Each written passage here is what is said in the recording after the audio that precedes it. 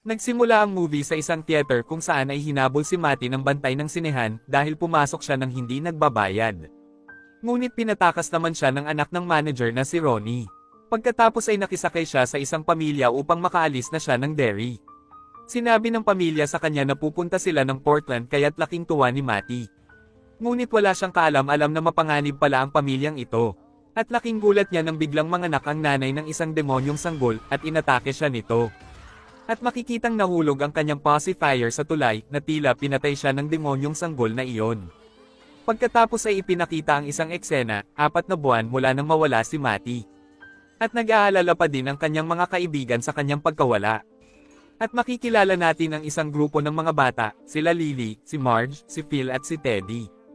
At ang bagong dating sa Derry na si Major Leroy dahil magtatrabaho siya sa isang Air Force base doon.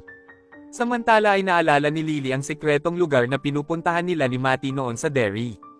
At dito ay malalaman natin ang tungkol sa trauma ni Lily sa kanilang eskwelahan. At namatay pala ang kanyang ama sa isang aksidente sa mill nang ipakuha niya ang kanyang laruan dito. At hanggang ngayon ay dala-dala pa din niya ang bigat sa nangyaring iyon. At si Matty ang nagpalakas ng kanyang loob. Samantala ay pinag-uusapan naman nila Phil at Teddy ang tungkol kay Matty. At namimiss na ni Teddy ang birthday ni Matty. At nang gabing iyon ay nakarinig si Lily ng kakaibang ingay na nagmumula sa bathtub drain, na tila may boses na kumakanta sa loob nito, at inakala niya na si Matty iyon, at laking takot niya nang biglang may lumabas na 2 daliri sa butas. Kinabukasan ay sinabi niya ito kay Marge. Ngunit hindi naman siya pinaniwalaan nito. Kaya't sinabi na lang niya ito kila Phil at Teddy. Hindi naniwala ang dalawa nung una, hanggang sa may nangyari na din pala kay Teddy. Dahil nang sabihin ni Teddy sa kanyang ama ang tungkol sa mga batang nawawala, ay pinagsabihan siya nito na wag nang nagbabasa ng mga comics. At habang nagbabasa siya ng comics ay bigla siyang inatake ng nakakatakot na lampshade na naging isang demonyo. At nang dahil dito ay naniniwala na siya ngayon sa sinasabi ni Lily. Kaya't nagdesisyon na sila na imbestigahan na ang pagkawala ni Matty.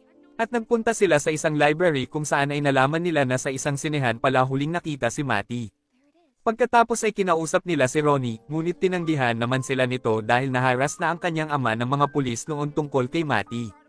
Ngunit pumayag na din si Ronnie na samahan sila Lily sa kanilang sinehan, nang marinig niya ang tungkol sa boses na naririnig sa drain dahil kahit pala siya mismo ay nakakarinig din ng mga boses.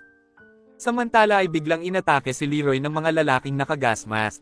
At nagtanong ito ng mga impormasyon sa kanya, ngunit kahit halos mapatay na siya ng mga ito ay hindi pa din siya nagsalita. Pagkatapos ay biglang dumating si Polly at pinagtulungan nila ang 2 lalaki.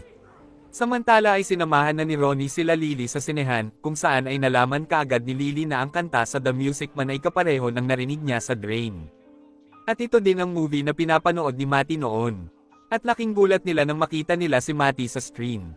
Kaya't tinawag nila ito at lumakad ito papunta sa kanila. Pagkatapos ay inihagis ni Matty ang demonyong sanggol na lumilipad, at inatake silang nito na halos mapatay na silang lahat. At makikitang sila Lily at Ronnie na lang ang mga nakaligtas.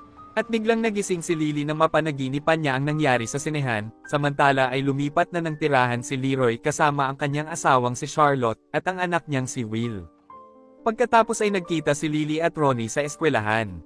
At si Will ang bagong estudyante doon at makikitang pinagtripan siya ng mga pasaway sa kanilang klase.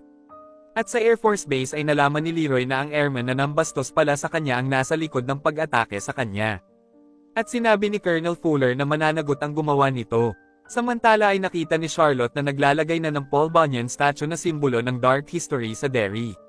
Samantala kila Ronnie ay nakikipagtalo ang kanyang ama sa kanyang lola dahil natatakot ang kanyang ama na baka siya ang mapagbintangan sa mga pagpatay sa mga bata sa sinehan.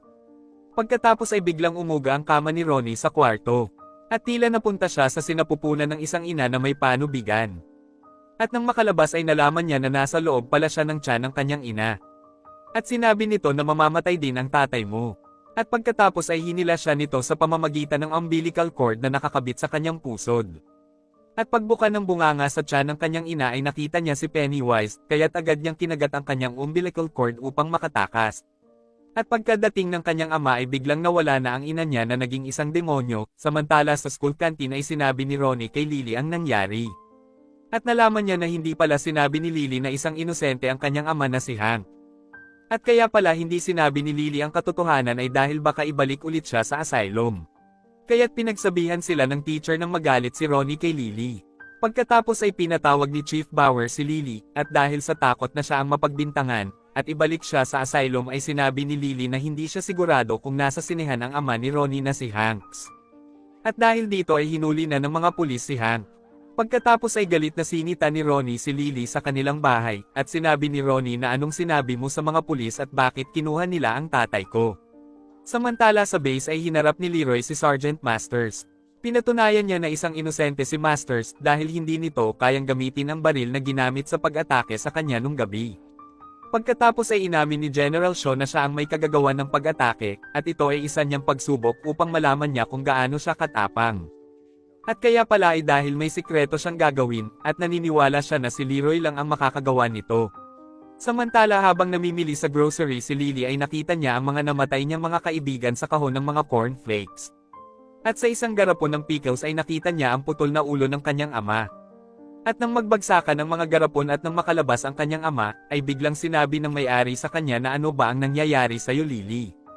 At nakakatakot na pangitain lang pala niya ang lahat. Pagkatapos ay dinala na siya ng kanyang ina sa asylum ng Juniper Hill kahit na ayaw niya.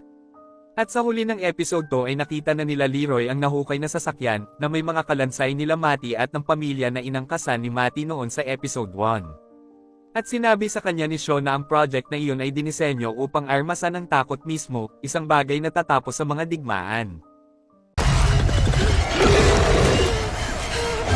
Nagsimula ang episode 3 nang ipakita ang isang nakaraan noong 1908, at makikita natin si Francis sa isang perya, at pinapasok siya ng isang matandang lalaki sa Hall of Mirrors, at nakita niya sa loob ang iba't ibang mga nakakatakot na mga tao, at pagkatapos ay nakita din niya doon ang isang nakakakilabot na matandang lalaki na iisa ang mata, at nang magtatakbo siya sa labas ay pinagsabihan siya ng kanyang ama na huwag kang duwag, at nang masiraan sila sa daan ay pinabili siya ng kanyang ama ng lemonade. Pagkatapos ay ibinigay niya sa batang babaeng tindera na si Rose ang kanyang tirador bilang kapalit ng lemonade, at sa daan ay tinanong siya ng kanyang ama kung nasaan ang kanyang tirador, ngunit ninitian lang niya ito. Pagkatapos ay nakipaglaro siya kila Rose, at nang pumasok siya sa loob ng kagubatan ay binalaan siya ni Rose ngunit hindi naman niya pinakinggan ito, at habang nasa loob ng kagubatan ay ilang ulit na nagpakita sa kanya ang matandang lalaki na iisa ang mga mata, at agad siyang nagtatakbo habang nagsisisigaw ng dahil sa takot. Pagkatapos ay biglang humaba ang mga paa ng matanda at naging isang halimaw ito, at nang kakagatin na siya nito, ay bigla itong tiniredor ni Rose sa isang mata, kaya't nang dahil dito ay nakatakas ang dalawa at lumabas kaagad ng kagubatan, at sa kasalukuyan ay sinundo na si Lily ng kanyang ina sa Juniper Hill. Samantala ay sinabi ni Lily sa staff na si Ingrid na nakokonsensya siya na dahil sa kanya ay nakulong ang ama ni Ronnie. Kung mahalaga si Ronnie sa'yo ay gawin mo ang lahat upang magkasundo kayo, at bago umalis ay binigyan siya nito ng isang bracelet. Samantala sa kulungan ay pilit na pinapaamin ni Chief Bauer si Hank, ngunit sinabi ni Hank na wala siyang kasalanan at hindi talaga siya ang pumatay sa mga bata sa sinehan, at sa eskwelahan ay pinagtitinginan at pinagtatawanan si Ronnie ng lahat dahil sa pagkakakulong ng kanyang ama. Pagkatapos ay sinabi ni Lily sa banyo kay Ronnie na dinala siya sa Juniper Hill dahil nakita niya ang ulo kanyang ama sa isang garapon sa grocery, at gagawin ko ang lahat upang makabawi ako sa iyo, at kukuhanan natin ng picture ang makikita nating mga nilalang upang makakuha tayo ng ebidensya, at nang malaman nila na hindi ako nasisiraan, at nang mapatunayan din na hindi talaga killer ang iyong ama. Samantala ay sinabi ni Colonel Fuller kay General Shaw na mga mantsa lang ng dugo, at tama lang ng mga bala ang nakita nila sa nahukay na sasakyan, at wala namang ibang mahalaga, pero kailangan nating makakita ng isang bagay na nakabaon, 300 years bago na imbento ang sasakyan na iyon, at dahil may psychic ability si Halloran ay kinuha ni Shaw ang isang relic na may kinalaman sa kanyang nakaraan, at sinabi niya na makakatulong ito kay Halloran upang makita niya ang demonyong nilalang na matagal na nating hinahanap. Pagkatapos ay sinabi niya kay Leroy at Polly na magiging isang human compost niyo si Halloran, at basta sundin niyo lang siya nang wala ng tanong-tanong. At sa eroplano habang hawak ang ibinigay ni General Shaw ay sinabi ni Halloran na lumiko tayo sa silangan, at ang laman pala ng kahon ay ang tirador ni Francis, at si General Shaw pala ang batang si Francis noon. Pagkatapos ay ipinakita ang isang nakaraan, kung saan ay sinabi ni Rose kay Francis na hindi nakakalabas ng kagubatan ang nilalang na iyon kaya't ligtas na tayo, bakit hindi sila nakakalabas? At sinabi sa kanya ni Rose na makakaya mo bang magtago ng isang lihim?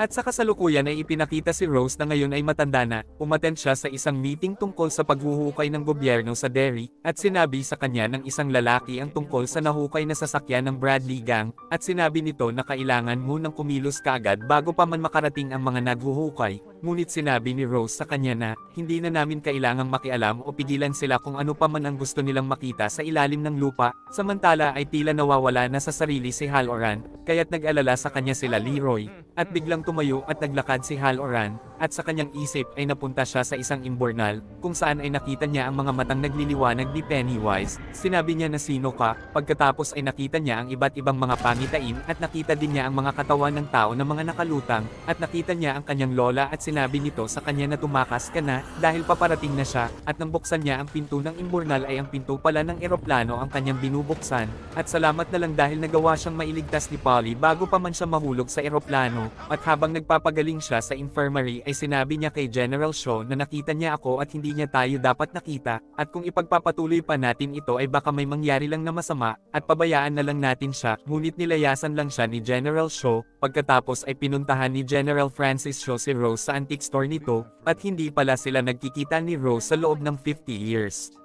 Ngunit sinabi ni General Shaw na wala akong natatandaan kahit na ang iyong pangalan, pero ang naaalala ko ay ang aking ama, ang buhay ko sa base, at higit sa lahat syempre ay ikaw, kaya't hindi makapaniwalang napangiti si Rose sa kanyang narinig. Pagkatapos ay ipinakita ni Shaw ang isang papel tungkol sa government excavation, at sinabi niya na maghuhukay sila at maglalagay ng mga tubo, pero nag-aalala ang mga kasamahan ko na baka mahukay ang mga nakalibing sa sementeryo, kaya't dapat na magtulungan tayo at ituro mo sa amin kung saan kami dapat maghukay. Pagkatapos ay umalis na si General Shaw, at ipinakita ang isang nakaraan kung saan ay ibinalik ni Rose kay Francis ang tirador na ibinigay nito sa kanya bilang kanyang alaala dahil aalis na sila Francis sa Derry, at sa kasalukuyan ay nagpunta na sila Lily sa lumang tower, at tinanong ni Ronnie sa lahat kung papaano nila mapapalabas at makukuhanan ng picture ang demonyong nilalang na nagpapanggap. Kailangan siguro nating galitin siya. Paano ba nagpakita ito dati sa inyo? Umaatake at nagpapanggap siya bilang si Matty at ang daddy ko. Nagpapakita din siya sa akin at nagpapanggap na si mommy ko.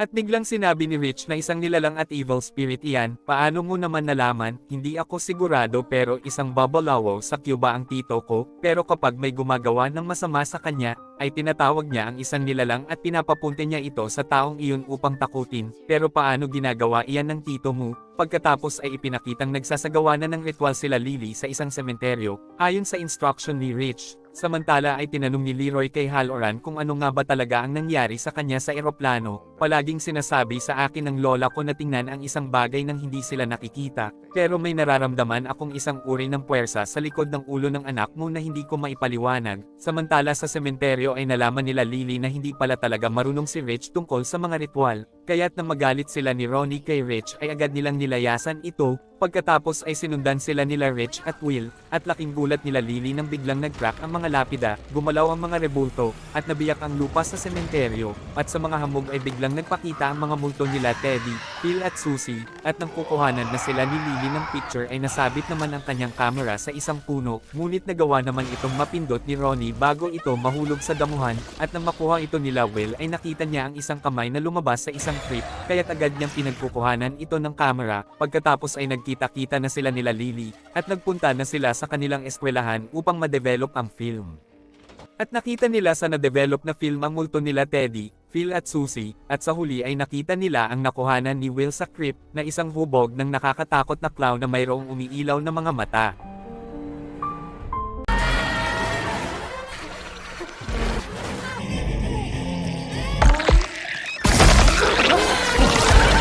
Nagsimula ang episode 4 kung saan ay dinala na nila Lily ang mga nakuhanan nilang mga picture kay Chief Bowers, at tuwang-tuwa sila dahil nagulat si Bowers na makita ang mga ito, ngunit puntod lang pala ang nakuhanan nila, at sinabi din nito na isang estatwa lang ang picture na nakuhanan ni Will, at pasigaw na sinabi ni Lily na isang clown iyan at hindi isang estatwa, kaya't pinagalitan siya ni Bowers at sinabing baka gusto mong mabalik ulit sa asylum, at sa susunod ay wag na kayong nakikialam sa aming mga investigasyon. At pagpunta nila Lily sa school ay pinag-uusapan nila kung bakit hindi sila pinapatay ni Pennywise, dahil parang pinaglalaroan lang sila nito.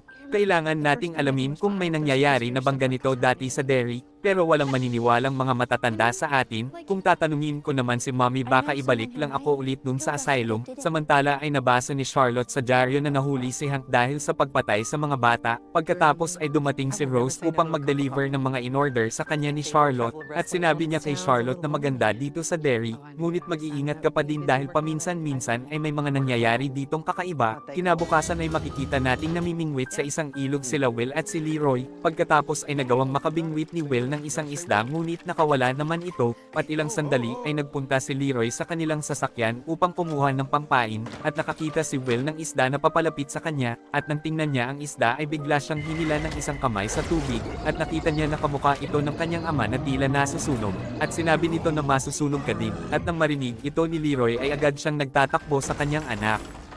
At dagli niyang hinila ito sa pagkakalublob sa tubig, at sinabi ni Will sa kanya na kamukha mo daddy ang nanghila sa akin sa ilalim, at nang makita nila ang lobo na kulay pula ay nakita din ni Leroy ang sugat sa mga kamay ni Will, kaya't alam na niya ngayon na may nangyaring kakaiba talaga. Samantala ay sinabi ni Charlotte kay Bauer na kung may umaatake pa din sa mga bata ngayon, ay posible na isang inosente si Hank dahil hindi naman ito nakakalabas ng kulungan, hindi naman iyan ang kanyang kaso, ang kaso niya ay dahil nagsisinungaling siya. Samantala ay nakita ni Halloran ang kanyang lola sa gitna ng apoy, at sinabi nito sa kanya na, iingatan mo ang iyong sarili at isarado mong mabuti ang takip. Pagkatapos ay sinabi sa kanya ni Leroy ang nangyari sa kanila ni Will sa ilog, sinabi ng anak ko na kamukha ko daw ang nanghila sa kanya sa ilalim ng tubig, at tila may demonyo dito sa dairy. At sinabi niya kay Halloran na ano nga ba talaga ang hinahanap natin, ngunit biglang tumahimik si Halloran at sinabing hindi ko nga din alam, samantala ay inamin ni Will na palagi niyang napapanag-inipan na nahuhulog sa eroplano ang kanyang ama, at paanong nalalaman ng clown ang aking kinatatakutan, at bakit hindi niya ako pinatay nung nilunod niya ako sa ilog, at bakit hindi pa niya tayo pinapatay lahat, baka gusto lang niya tayong takutin, pero bakit hindi pa din siya tumitigil sa pananakot sa atin, samantalang kinuha na niya ang iba nating mga kasama. Sinabi ni Lily na hindi pa din ako sigurado kung talagang patay na ba si Matty, at ipinaliwanag ni Will na kapag natatakot ang isang tao ay naglalabas ang kanyang katawan ng cortisol at adrenaline, at nakaka-attract ito ng ilang mga predator, kaya't nasusundan nila ang kanilang biktima, at baka kaya tayo nasusundan ng clown na iyon. Ano na ang gagawin natin ngayon hindi naman natin mapipigilan ang ating mga takot. Pagkatapos ay ipinakita ni Lily ang gamot na iniinom ng kanyang mommy kapag ito ay natatakot at nag-aalala, kaya't naisip nila na maaaring makatulong ito sa kanila. Sinabi ni Will na kailangan lang nating inumin ito at siguradong makokontrol na natin ang ating mga takot. At sa klase ay inaya ni Marge na mag-lunch sila ni Lily dahil namimiss na siya nito, at kaya pala ay may pinaplano sila nila Patty. Samantala ay dinala na ni Charlotte sa police station ang authorization letter na pinirmahan ng ina ni Hank, upang makausap niya si Hank, ngunit hindi naman siya pinayagan ng isang pulis doon, kaya't nang sabihin niya na mag-rally kami dito ay pinayagan na din siya nito, at nang makausap na niya si Hank, ay sinabi niya dito na sabihin mo na ang buong katotohanan,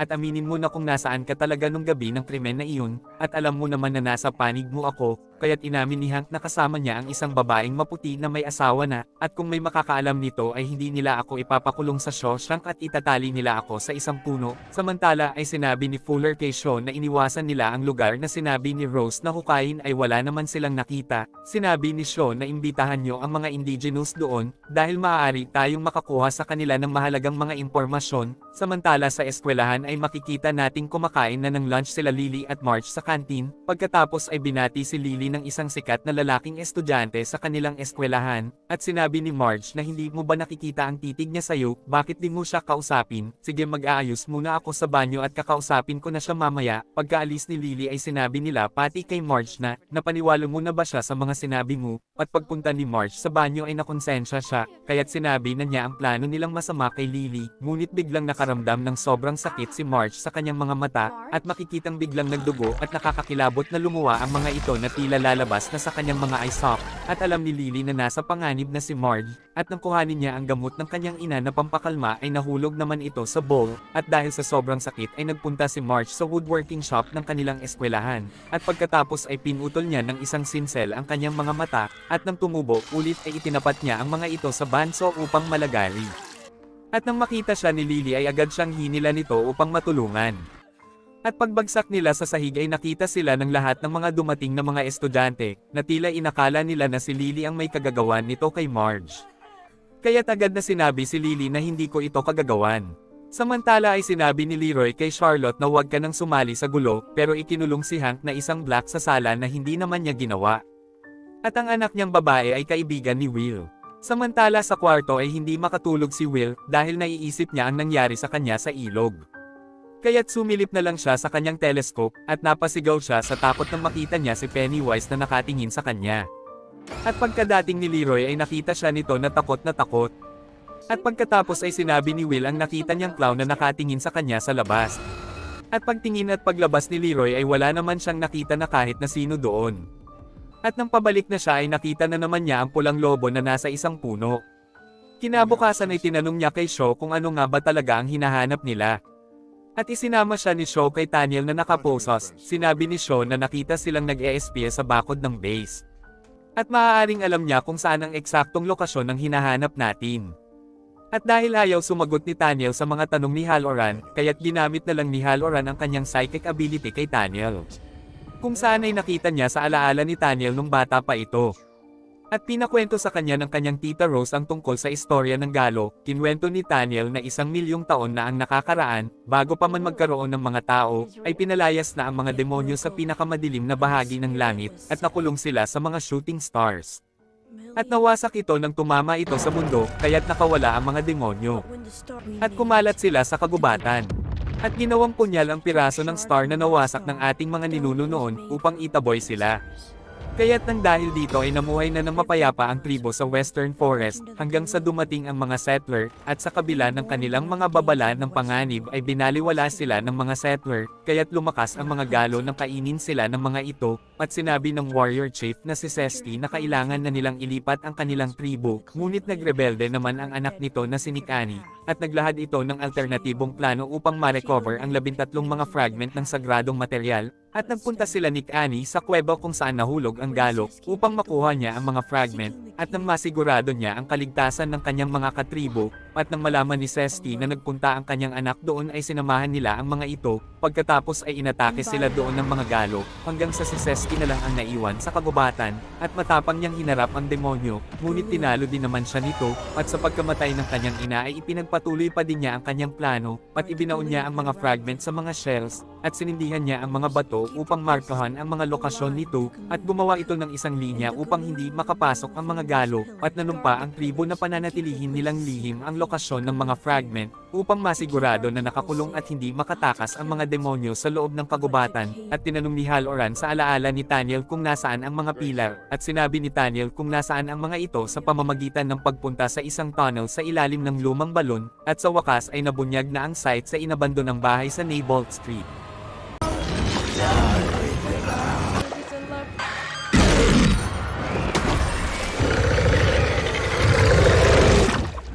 Nagsimula ang episode 5 nang pumasok na sila Shaw at Leroy sa kwarto, at agad nang sinabi ni Halloran ang nalaman niyang impormasyon kay Shaw, samantala ay dinala na sa ospital si Marge, at sinabi niya kay Lily na kung sasabihin niya sa iba ang kanyang mga nakita, ay siguradong dadalhin sila sa Juniper Hill. Hindi kita pinaniwalaan nung nangyari sa iyo ang ganito, kaya't nang dahil dito ay inakap siya ni Lily. Pagkatapos ay nagpunta na sila Lily sa lumang tower, at naramdaman nila na may biglang gumalaw sa loob ng tent, kaya't sinigawan nila ito at inabangan, at laking gulat nila nang biglang lumabas si Matty na kulay patay, at humihingi ito ng tulong sa kanila. Samantala ay ipinaliwanag ni Shaw kay Leroy na ang mga Native American ay ang mga pillars, at bumagsak sa mundo ang 13 bagay na may nakaukit, kung saan ay mayroong tinatawag silang nilalang na it, at ibinaon ang mga ito ng isang tribo upang makulong ang mga demonyong nilalang sa gubat ng Derry. Ibig sabihin na naging kulungan nila ang Derry. Oo, at si Taniel ay isang member ng isang secret order upang mapanatiling nakasara ito, at ang mga pillar na ito ay mga nakatago ng 400 taon, at dahil nakuha na ni Halloran ang impormasyon kay Taniel, kaya't alam na natin ngayon kung nasaan na ang mga ito, at itinuro na niya ang lokasyon ng isang haunted house sa Neibolt Street sa mapa, at pagkatapos ay binigyan na niya ng task si Leroy kasama si Colonel Fuller at isang team upang makuha ang mga ito. Samantala ay tinanong ni Lily kung ano talaga ang nangyari kay Matty. Nasa loob lang ako ng imburnal, sa ilalim ng Derry, at ang clown na si Itang nakatira doon. Hindi niya pinatay ang ilan sa amin na para bang kailangan pa niya ng mas maraming mga takot. At kaya ko lang nagawang makatakas dahil tuwing gabi ay kumakain siya, at natutulog naman siya kapag umaga. Ano na ang nangyari kila Teddy, Phil at Susie, at nakita mo din ba sila sa loob ng imburnal? Patay na talaga si Teddy dahil kinain na ng It ang kanyang utak sa harapan ko.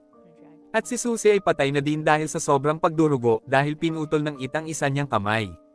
Ngunit si Phil ay nasa imburnal pa din. Pagkatapos ay sinabi nila Lily na magsumbong na tayo sa mga pulis, ngunit tumanggi naman si Matty. Pero kailangan nating mailabas sa kulungan ang daddy ko, at pwede kang mag-testify doon na ang it talaga ang dumukot sa inyo. At pinilit din sila nila Lily, ngunit ayaw pa din ni Matty dahil baka ibalik lang siya ng mga pulis sa kanyang tatay. Pagkatapos ay ipinakitang nagmi-meeting na ang Secret Order tungkol sa ilang mga namatay na mga bata sa Derry. At biglang ibinalita ng isang lalaki sa kanila ang nangyari kay Daniel. Samantala ay ililipat na ng mga pulis si Hank sa Shawshank Prison. At tinangka siyang barilin ng isang tatay ng namatay na bata. Pagkatapos ay nakita ni Charlotte ang isang pulis na tila sinaniba ni Pennywise at bigla itong nawala. At sa base ay hinanap ni Rose kay Shaw ang kanyang pamangkin na si Daniel. Ayos lang siya at pawawalan din namin siya pagkatapos ng aming operasyon. At alam na namin ngayon kung saan makikita ang mga pillar dahil sinabi na sa amin ni Daniel at ngayon ay nasa Neibolt Street na sila. Pagkatapos ay ipinakitang kinuha ni Rose sa isang safe ang fragment na bumagsak noon sa mundo. At nang magkita sila ni Daniel ay sinabi nito ang ginawa ni Halloran sa kanya. At makikitang ibinigay na ni Rose ang fragment kay Daniel. At pagkatapos ay ibinulong niya dito na, basta wag mo lang ilalayo sa'yo ito at maliligtas ka.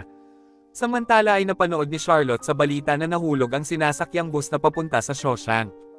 At pinaniniwalaan na nakatakas ang suspect na si Hank na nakasakay doon. Pagkatapos ay nagsidatingan na ang mga sundalo sa lokasyon para sa kanilang misyon. Samantala sa tower ay sobrang nalulungkot si Ronnie dahil inilipat na ang kanyang ama sa Shawshank.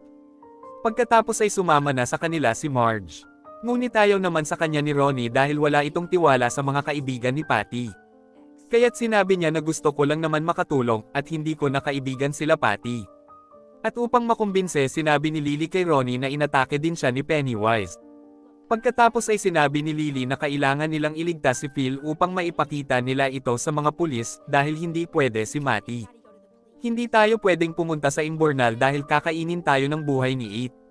Hindi niya tayo makakain dahil pag ininom natin itong gamot ni Mommy ay mawawala ang takot natin, di ba takot ang kinakain niya. Pagkatapos ay dumating na doon si Will. Samantala ay dumating na din sa haunted house ang team nila Leroy. At nang makita nila ang balon ay bumaba na silang lahat dito. At habang naglalakad sila sa ilalim ay nakarinig si Halloran ng isang boses na tumatawag sa kanya. At paglundag niya sa tubig ay bigla siyang nawala at pag-ahon niya ay lumabas siya sa isang bathtub.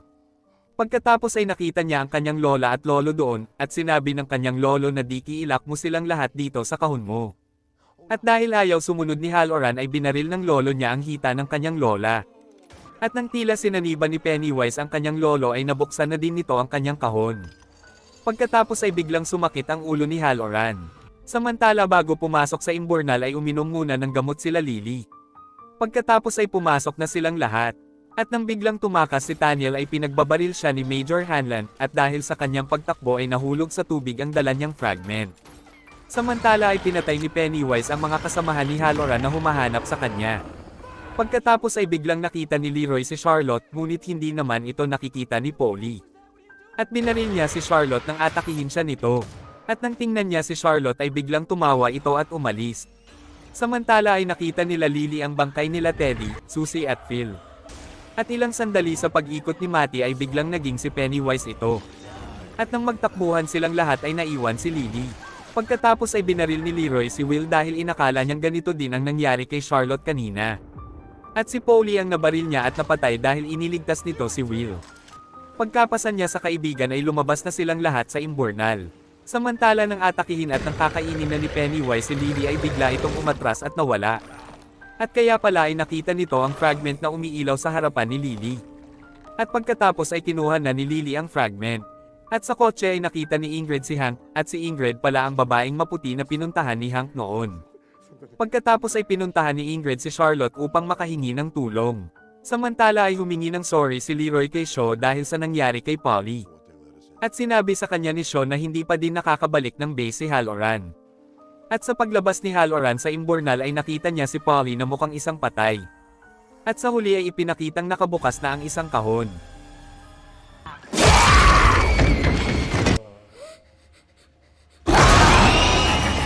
Nagsimula ang episode 6 noong 1935 sa Juniper Hill, kung saan ay natutulog si Mabel, at sinamahan siya ni Ingrid sa basement, at nang makita nila ang isang lumulutang na lobong pula, ay biglang lumabas si Pennywise. At sa kasalukuyan ay pinagalitan ni Leroy si Will at sinisi niya ito dahil napatay tuloy niya si Polly. At nang sagutin siya ni Will na, hindi mo naman ako katulad na papatayin ko ang sarili kong kaibigan, at dahil dito ay nasaktan niya ang kanyang anak.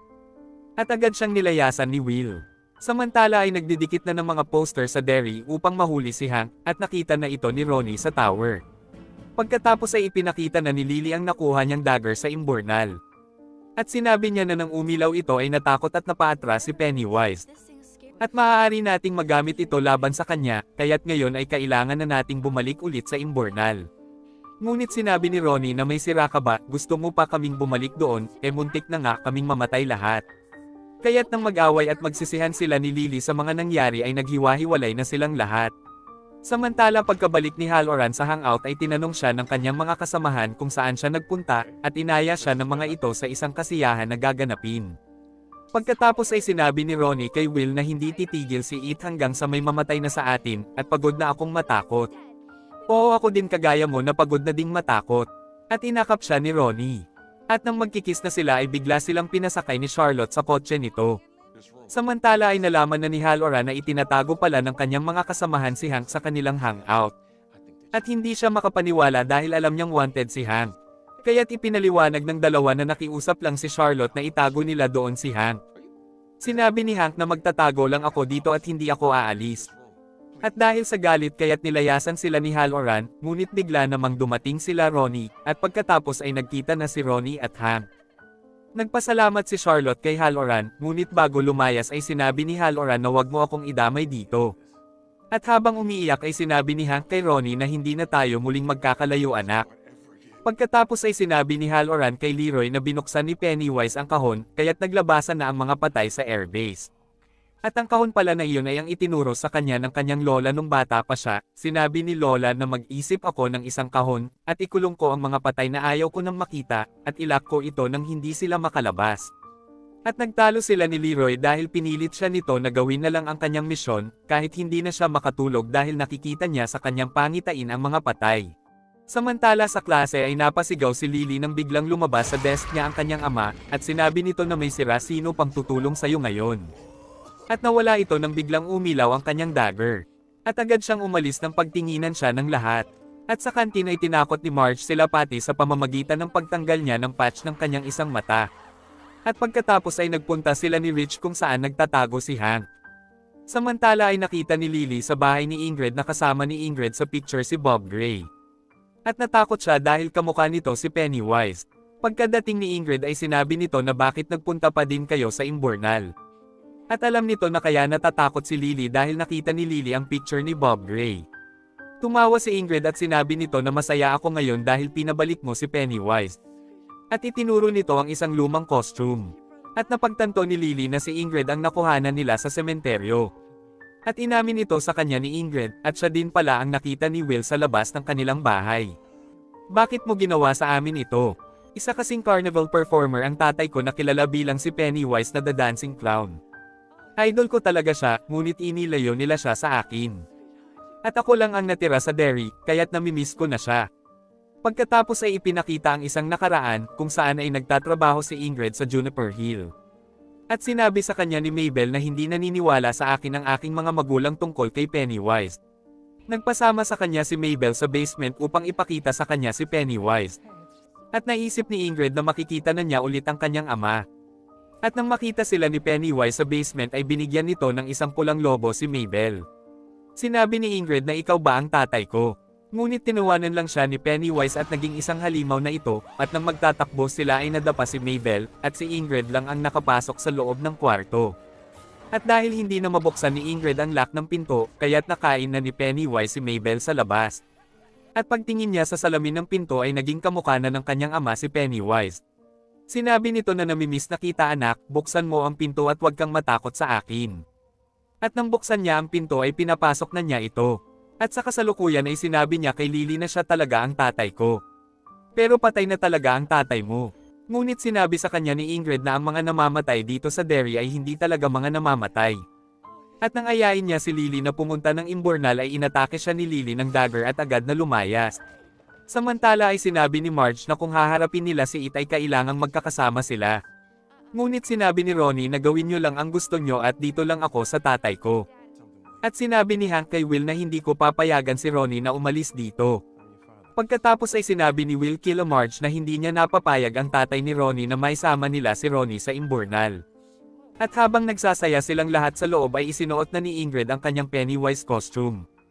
At sa party ay makikita natin ang dalawang magjowa sa labas, at nakita nila na may nagdatingan na mga kotse, at laking gulat nila nang makita nila na bumaba ang mga lalaking nakamaskara na may mga dala pang mga shotgun.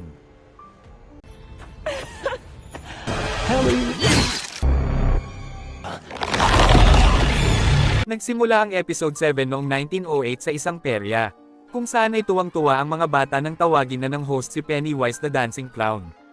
At ipinakitang masayang nag-perform si Pennywise sa stage.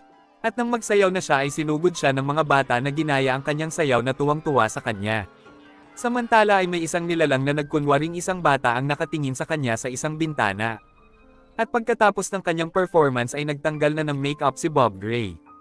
Pagkatapos ay biglang pumasok ang bata pang si Ingrid na naka-clown costume. Kaya't laking gulat ni Pennywise at tinawag niya ang kanilang magiging tandem na Pennywise at Periwinkle. Di ba't Periwinkle po ang pangalan ni Mami dati? Anak, pwede mo namang palitan ang pangalan mo kung ano ang gusto mo. Pero Periwinkle na lang din po ang gusto ko. Kinagabihan bago mag-perform ay makikita natin na umiinom at naninagarilyo si Pennywise malapit sa stage. At sa dilim ay biglang lumabas ang isang batang babae, at sinabi nito sa kanya na hindi ko makita ang mga magulang ko. Ako din di ko na din makita ang mga magulang ko kasi patay na sila.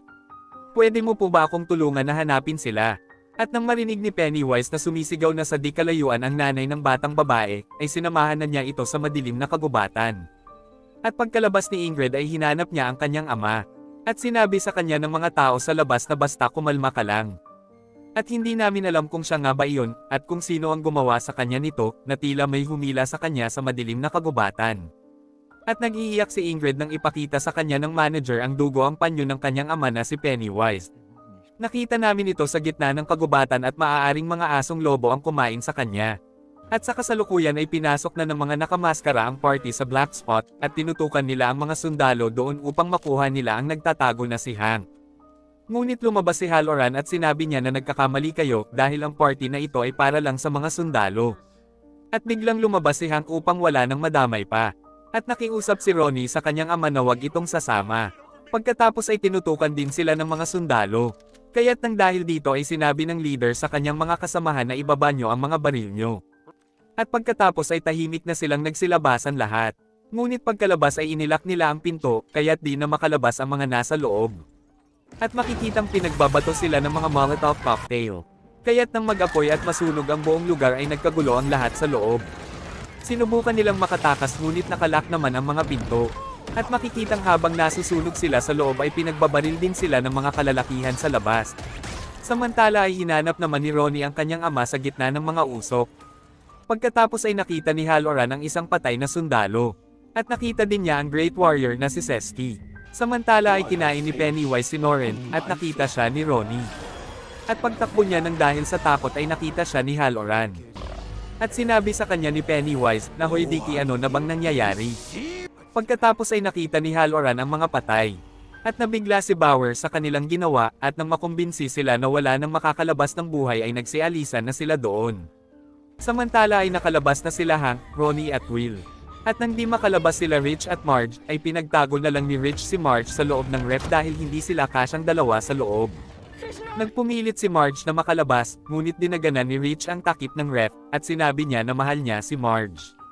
Samantala sa labas ay ayaw mag-start ng kotse ni Stan. At pagbaba niya upang gawin ang kanyang kotse, ay nakita niya sa Ingrid na naka-costume ng Periwinkle. Pagkatapos ay bigla siyang tinaga sa mukha ni Pennywise. At pagkatapos ay kinain niya ang kalahati ng mukha ni Stan. At inakap ni Periwinkle si Pennywise nang sabihin nito na come to daddy. Mahal kita daddy at sana ay wag mo na ulit ako iiwan. At nang tingnan siya nito nang nakakatakot ay sinabi niya na, sino ka, hindi ikaw ang daddy ko. Ako si Pennywise ang iyong dancing daddy, hindi mo ba nararamdaman na siya ay nasa loob ko? Pagkatapos ay biglang ibinuka ni Pennywise ang kanyang bunganga, at biglang lumutang at napatulala si Ingrid. Ilang sandali ay nagdatingan na ang mga bumbero, at nakita nila si Marge sa loob ng ref. At napaiyak si Marge nang makita niya ang walang buhay na si Rich, na isinakripisyo ang sariling buhay para sa kanya. Napaiyak din sila Ronnie at Will nang makita nila si Rich. At sa labas ay nakita nila si Ingrid na tila wala na sa sarili habang kinukuha ito ng rescue. Pagkatapos ay dumating na sila Charlotte at pinuntahan nila si Hank na nagtatago sa gubat. Samantala habang nilapitan ng mga patay si Halloran, ay sinabi niya kay Leroy na kailangan niyang makipag-usap sa mga patay, at sundan si Sesky upang makita niya kung nasaan ang mga pilar. At nagkita na sila Ronnie at Hank sa kagubatan. At pagkatapos ay kinuha ni Charlotte ang damit ni Hank upang mapalabas na patay na siya. Pagkatapos ay sinabi ni Leroy kay Charlotte na pagkatapos ng kanyang misyon ay aalis na sila ng Derry upang makaligtas kay Pennywise. Samantala sa balita ay isinisi naman kay Hank ang nangyaring sunog sa Black Spot. At ayon sa report ng mga polis ay natagpuan nila ang nasunog na katawan ni Hank. At sinabi ni Rose sa kanyang mga katribo na tapos na ang omen dahil nakakain na si Pennywise at ngayon ay natutulog na ito. At sinabi din niya na ayon sa balita ay marami na ang mga namatay, kasama na dito ang mga bata. At muli itong magbabalik pagkatapos ng 27 years. Samantala ay naghuhukay na ang mga sundalo upang makita nila ang mga pilar. At habang kausap ni Bowers ay nakita na naman ni Halloran si Sesky sa labas, na tila binabantayan siya nito. At kila Charlotte ay nag-uniform ng pangsundalo si Hank upang hindi siya pagtakhan ng mga kapitbahay. Pagkatapos ay hindi pinayagan ni Charlotte si Will na sumama kila Ronnie at Marge na pumunta kila Lily upang sabihin na wala na si Rich. Samantala ay nakarating na sila Ronnie at Marge kila Lily. At napaiyak si Marge nang sabihin niya kay Lily na patay na si Rich. Pagkatapos ay kinuha nila ang mga gamit ni Rich sa tower upang ibigay ito sa pamilya ni Rich. At nag-akapan silang tatlo habang nag-iiyakan nang makita nila ang laruan na eroplano ni Rich. Samantala ay nakita na ng mga sundalo ang isang pilar. At sa di kalayuan ay nakita ni Daniel ang lahat. Kaya agad siyang bumalik upang sabihin ito kila Rose. Samantala ay nagpunta si Charlotte kay Rose upang humingi ng tulong na makatawid si Hank ng border. At biglang dumating si Daniel upang sabihin ang kanyang nakita. Samantala sa base ng ihuhulog na ang pilar sa lava ay tinutukan ni Leroy ang lahat upang itigil ang operation. Kaya't tinutukan din siya ng mga sundalo at laking gulat naman sa kanya ni Fuller. Pagkatapos ay kinausap siya ni Bowers at sinabi sa kanya nito na ang talagang problema ng bansa ay hindi sa labas, kundi nasa loob. Dahil nag-aaway-away at inaatake na ng mga Amerikano ang isa't isa. At ang takot lang ang makakapagpasunod sa kanila. At dahil sa sunog na nangyari nung isang gabi ay nawala na ang mga kaguluhan.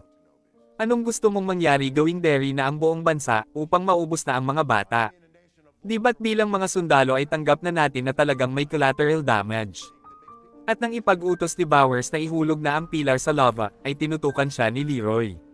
Ngunit nang tutukan din siya ni Fuller ay agad na siyang lumayas doon, at makikitang nagising na si Pennywise. Pagkatapos ay sinabi ni Bowers kay Fuller na huwag mong hahayaang makaalis ng base si Leroy anuman ang mangyari. Samantala ay tinawagan ni Ronnie si Will, at sinabi niya na sorry kasi hindi ako pinayagan na pumunta sa inyo ni Mami. Sinabi ni Ronnie na kinuha na namin ang mga gamit ni Rich sa tower. Pagkatapos ay biglang nagbago ang boses ni Ronnie at sinabi nito na nagugutom na ako at naamoy ko ang mabaho niyang bangkay habang naaagnas. Tumahimik ka, hindi ako natatakot sa'yo. At paglingon niya ay biglang ngumanga si Pennywise, kaya't napatulala siya sa lights of death nito. Kiddos!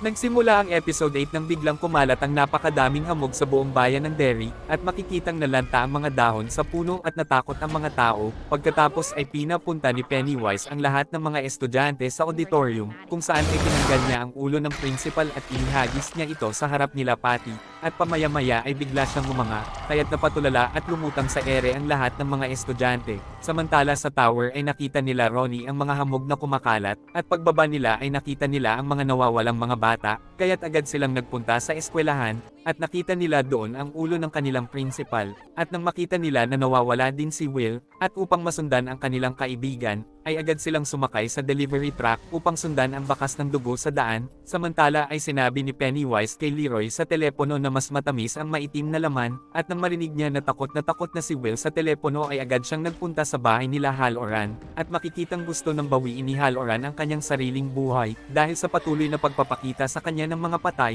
Salamat na lang at hindi na ituloy ito ni Halloran, dahil biglang dumating si Leroy, at nagmakaawa ito sa kanya upang mahanap ang kanyang anak na si Will. Pagkarating nila kila Rose ay sinabi ni Rose na kailangang gamitin ni Halloran ang kanyang psychic ability, upang mahanap ang pinakalas na artifact, at ito ay ang dagger na maaaring makapagligtas kila Will, at kailangan niya mahanap ito at may baon sa isang patay na puno, na makakapag-connect sa mga pillar, at ito ang maglalak sa kulungan ng mga demonyo. Pagkatapos ay pinainom ni Rose si Halloran ng tsaa ng maturin, upang makonekta siya sa dagger, at nakita niya sa kanyang pangitain na sumemplang ang sinasakyan nila Lily, at nakita din niya na nakila Lily ang dagger, kaya't agad niyang sinabi na nasa mga kaibigan ni Will ang dagger, at hinahanap din nila si Will. At agad silang umalis upang habulin at tulungan ang mga batang babae. Samantala ay tila may kumokontrol naman sa isip ni Lily, kaya't pinagdudahan niya sila Ronnie at Marge. At inagaw nila ang dagger kay Lily upang magising ito sa katotohanan. At habang hawak ni Marge ang dagger ay bigla itong umilaw. At nang makita nila sa gitna ng hamog ang mga batang nakalutang ay agad nilang tinakbo ang mga ito. Samantala ay sinabi ni Halloran kila Rose na nakikita na niya ang mga nakalutang na mga bata at ang clown, at malapit na sila sa patay na puno. At nang makita nila Lily si Will na nakalutang ay pilit nilang inabot ito. At pagkatapos ay biglang bumaba si Pennywise sa karwahe, kaya't agad na itinutok ni Ronnie ang dagger sa kanya. At dahil dito ay napaatras si Pennywise at nawala, at bigla nitong hinila si Marge sa ibaba. At sinabi nito sa kanya na gusto kong malaman kung ano ang lasa mo Marge Tosher pero hindi pa ngayon. Magkakaanak ka ng lalaki sa hinaharap at papatayin nila ako ng kanyang mga kaibigan, kaya't gusto kitang patayin. At ipinakita nito ang picture ni Richie Tosher. At sinabi nito na ang aking kamatayan ay ang aking kapanganakan, at hindi niyo ako may kukulong. At nang kakainin na siya nito ay bigla itong tumigas. At pagbalik ni Marge kila Lily at Ronnie, ay nagbagsakan na ang mga bata, at nabuhay na ulit si Will. Pagkatapos ay dumating na sila Leroy. At pinasakay na nila ang lahat ng mga bata sa truck. At kinuha na nila ang dagger kila Ronnie, upang ibaon kaagad ito sa patay na puno. Ngunit binaril naman sila ng mga sundalo nila Bowers at Fuller. At agad na pinuntahan ni Will ang kanyang ama. At makikitang namatay na si Daniel dahil tinamaan pala ito sa leeg. Pagkatapos ay sinabi ni Leroy kay Will na magtago kayo sa mga hamog, at pagtulungan yung ibaon ang dagger na ito sa patay na puno dahil lalaban at pipigilan kayo nito. Natatakot ako daddy at hindi ako katulad mo. Hindi mo kailangang maging katulad ko, basta't maging ikaw ka lang. At pinatakbo na niya sila Will dahil paparating na ang mga sundalo nila Bowers. Pagkatapos ay nakita ni Bowers ang demonyong clown. At nakulong pala ito at bumalik siya sa katauhan ni Bob Gray. At sinabi niya sa Barker na hindi ako si Pennywise, at sinampal siya nito. Samantala nang makarating na sila Lily sa patay na puno ay pinigilan at pinabalik nito si Will. Kaya't agad siyang pinagtulungan at pinigilan nila Lily. Sinabi ni Bowers kay Pennywise na matagal ko nang gustong malaman kung talagang totoo ka. At aayusin ko ang pagkulong sayo ngayon ni Halloran. At makikitang nakakulong at nabubuhay siya sa isang realidad bilang si Bob Gray. Samantala ay nakita na ng mga sundalo si Halloran sa truck. At nang malaman ni Pennywise na si Halloran pala ang Barker ay sinipa niya ito. Kaya't nagising tuloy si Halloran. At nang magising din si Pennywise ay kinagat niya sa mukha si Bowers at pinatay. Samantala ay patuloy pa ding nakikipaglaban sila Will sa dagger upang may baon nila ito sa patay na puno. Pagkatapos ay pinagtulungang nilabanan nila Rose at Halloran ang mga sundalo. At pinagbabaril ni Leroy si Pennywise nang papalapit na ito kila Will. Ngunit patuloy pa ding tumutubo ang ulo nito. At bigla itong ngumanga kaya't napatulala si Leroy. Samantala ay hirap na hirap sila Lily na ibaon ang dagger, at biglang nakita ni Halloran si Sesky at ang kaluluwa ni Rich, na nag-middle finger pa kay Pennywise bago tumulong kila Will. At nang maging paniki na si Pennywise ay pinagbabaril siya ni Rose upang mapigilan siya na atakihin ang mga bata. At nang malapit na siya kila Will ay naibaon na nila ang dagger sa tulong ni Rich. Kaya't nang magdugtong na ang mga pillar, ay nagpakawala na ito ng napakalakas na sinag na tumama kay Pennywise.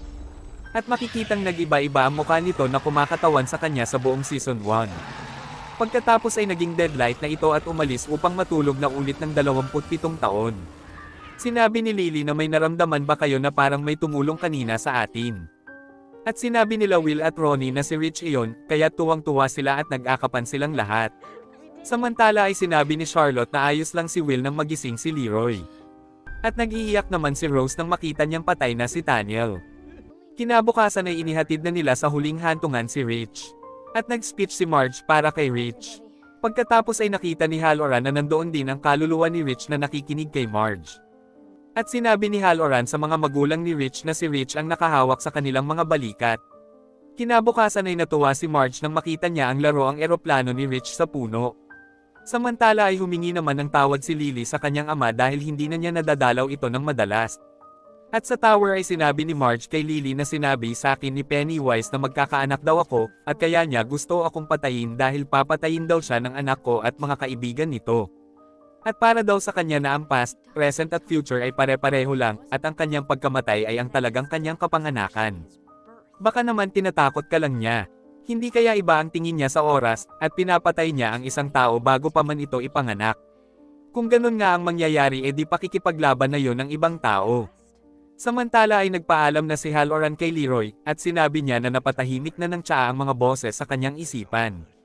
At nandito lang ako kapag may problema kayo, at pagkatapos ay nagpaalam na kay Hank ang kanyang ina, dahil isa pa din siyang wanted kaya't aalis na sila ni Ronnie sa dairy. At nagpasalamat siya kay Charlotte para sa lahat ng tulong nito sa kanya.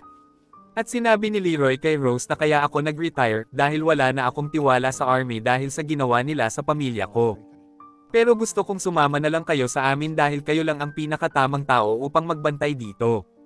At alam naman natin na babalik ang nilalang na iyon pagkatapos ng 27 years. Pero hindi na po dahil madami na pong ginawa sa amin ang dairy. Samantala habang masayang nagkukwentuhan at nagpapaalam sa isa't isa, ay biglang hinalikan ni Ronnie si Will. Pagkatapos ay tinawag na ni Hank si Ronnie dahil aalis na sila. At sinabi ni Charlotte kay Leroy na iniisip niya ang inaalok ni Rose sa kanila. Ikaw Will, gusto mo bang manatili na lang tayo dito? At agad na bumaba si Will upang gumawa ng sulat kay Ronnie. At sinabi niya na wala akong makakalimutan sa dairy dahil dito na kami mananatili. Pagkatapos ay binili na nila Leroy at Charlotte ang bukid ni Rose. At ipinakitang bumibiyahe na sila Hank at Ronnie papuntang Montreal. Samantala ay makikita naman natin si Ingrid sa Juniper Hill. At pagkatapos ng 26 years ay tumanda na si Ingrid at bigla niyang narinig ang isang napakalakas na sigaw ng isang nurse. At nang tingnan niya ito ay nakita niya ang isang babae na binawi ang kanyang sariling buhay. At umiiyak ang asawang lalaki nito habang niyuyugyug niya ang kanyang anak na si Beverly. At sinabi sa kanya ni Ingrid na huwag ka nang malungkot at alam mo naman na ang sinasabi nila sa dairy. Na ang mga namamatay dito ay hindi naman talaga mga namamatay. At dito na po nagtatapos ang Season 1 ng It Welcome to Derry. Mag-subscribe ka na po Lods para sa magagandang mga movie na katulad nito. Maraming salamat po sa iyong panunood at pagsuporta. Advance Merry Christmas and Happy New Year mga Lods. God bless.